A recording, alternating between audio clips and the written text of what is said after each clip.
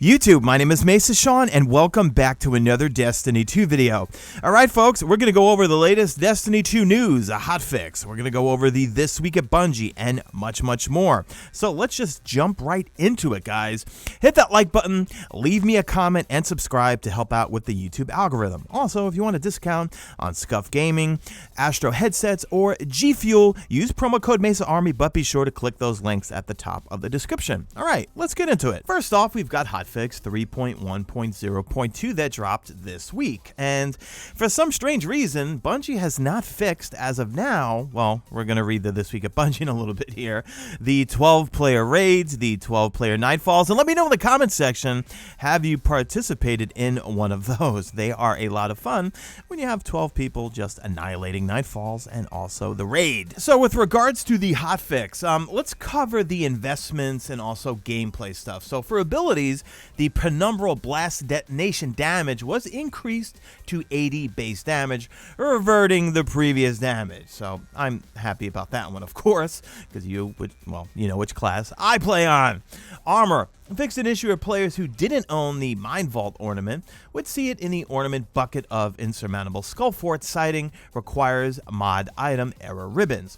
For weapons, they fixed an issue where No Time to Explain ornament couldn't be selected or equipped on alternate platforms. Now, with regards to bounties and pursuits, first off, they renamed the Cosmodrome Battlegrounds activity the Battleground Foothold. They updated the War Table Weekly Challenge name to Honor and Glory.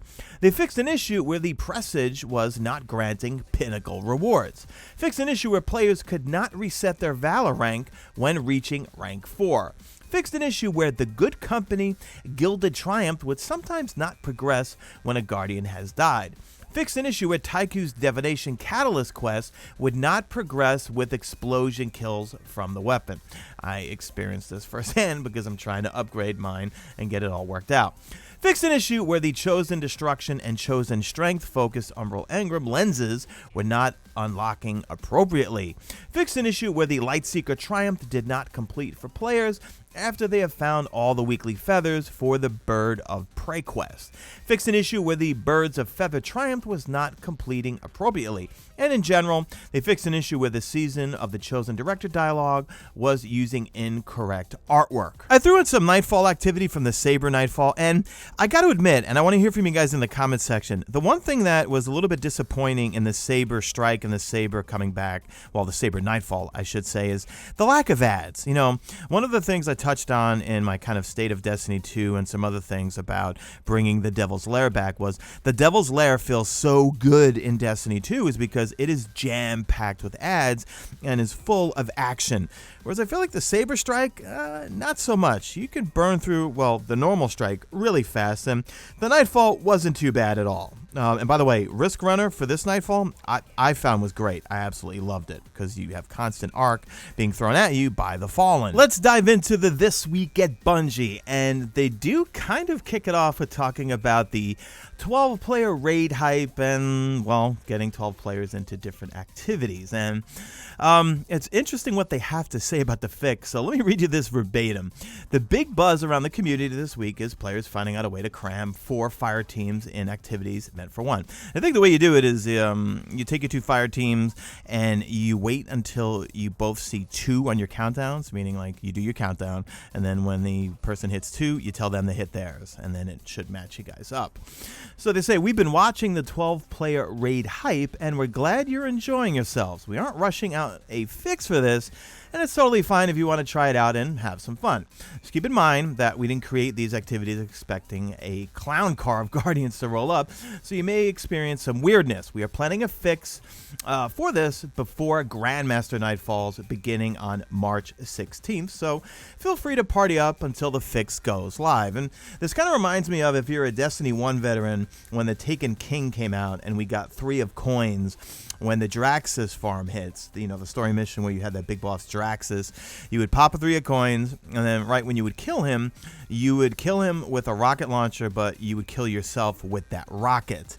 And, well, in a nutshell, that whole weekend, we all got the new exotics for the Taken King, and all Bungie really did was tweet out that Friday night, well, it's a little too late, so just enjoy yourselves and go grab some exotics. So they're leaving it in the game. Let me know know what you think about it. Has it been fun for you guys? So it is International Women's Month, and on, let's see, March 8th, they'll be celebrating International Women's Day. So there's an emblem and also a pin that you can go to the Bungie store through the TWAB, and it's available for pre-order now. And they say that 100% of the profits from purchases of the pin will be donated to organizations dedicated to combating the patterns of historic discrimination, harassment, and abuse of women, as well as to helping women pursue careers in gaming and the tech industry. During the month of March, all profits will be donated to AnitaB.org. Next up, Bungie does address some teleporty things, meaning enemies teleporting in Destiny 2. Specifically kind of like bosses and things, right? So one of the things that they bring up here is, well, there are several reasons why AI can teleport in Destiny. For example, we would rather teleport a boss that is stuck behind a door than have a player be able to, well, unfinish the mission. However, we do believe that most of the recent uptick, and yeah, there has been an uptick of this, has been caused by new issues with some of their networking logic. So, well, they continue with, well, as many of you've noticed that we've created encounters chock full of enemies in Season of the Chosen. We've heard that it's super fun to take on large amounts of enemies. And yeah, battlegrounds, especially when you get to the third round, loaded with enemies. And they say, but spawning all of this AI quickly, especially in some of the battlegrounds, may also be contributing to the teleporting issues as networking pipelines try to handle the load. Spawning enemies rapidly is like a big sporting event driving up traffic. So they finish it off with saying, we're working on improvements for how we handle network traffic, and we think we'll reduce the amount of teleporting. Of course, we'll never completely eliminate it because players facing teleporting can be caused by internet hiccups. But we hope to significantly reduce the frequency of this. We're also looking at some targeted content fixes where enemies are spawned into a bad place and teleport because of issues with their pathing. They also just reiterate that the other day they did stream and also archive on YouTube and Twitch. They did a developer kind of ride along or insight into the Deepstone Crypt creation with the developers of that raid. So make sure you go check it out. I thought it was really interesting to watch it and listen to the devs and their thought process behind everything. I still think that Deepstone Crypt and Garden of Salvation are my favorite raids in Destiny 2. And as always, as I ask you to comment, what are your favorite raids in Destiny 2? So there's some new loot to vote on because they're already looking at Festival of the Lost for 2021. And I'm praying, Bungie, please give us a haunted European aerial zone and ditch the haunted forest, okay? I think that's more of a fun player experience. Comment below or drop a like if you do agree with that. So with these two images of new loot for Festival of the Lost, let me read you this. We're rapidly approaching spring, but they are already planning Festival of the Lost later this year. We're excited to share a couple of concepts we have for Eververse, which can be purchased for silver or earned via Bright Dust. Check them out. Now, they want you to vote for either movie monsters right here, which I'm voting for because it reminds me of The Taken King, or this said here, dinosaurs. Two larger-than-life legends battle for control over this year's Festival of the Lost. The universe isn't big enough for both of them, and they will only have one goal, winning your vote. So there's going to be a link in the This Week at Bungie, which I will put in the description, and you need to vote.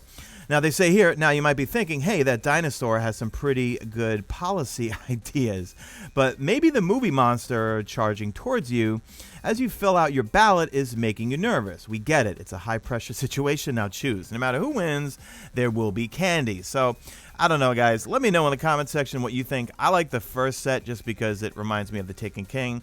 The dinosaurs, I'll be blunt, I kind of think it's silly, okay? Well, it is that time of the month where you can get some free exotic loot or some free exotic rewards with Twitch Prime Gaming, where if you have a Twitch Prime account, you can go into the link that will be in the This Week at Bungie, simply click Claim Reward, and then go see Amanda Holiday, and she will have the Imperial Projection, a legendary ghost projection, the exotic emote, the 6-shooter, the Warrior Steed, exotic Sparrow, and the Avi Raptor, I always butcher names, you guys know that, exotic ship. So that's going to do it for the video, guys. Leave me a good old hashtag made it to the end if you did make it to the end, and do me a favor, drop a like on this video only if you see fit. Follow me on Twitter at Mesa Sean. Check out my stream, usually and always on YouTube, and that's it. I'm out of here like Vladimir.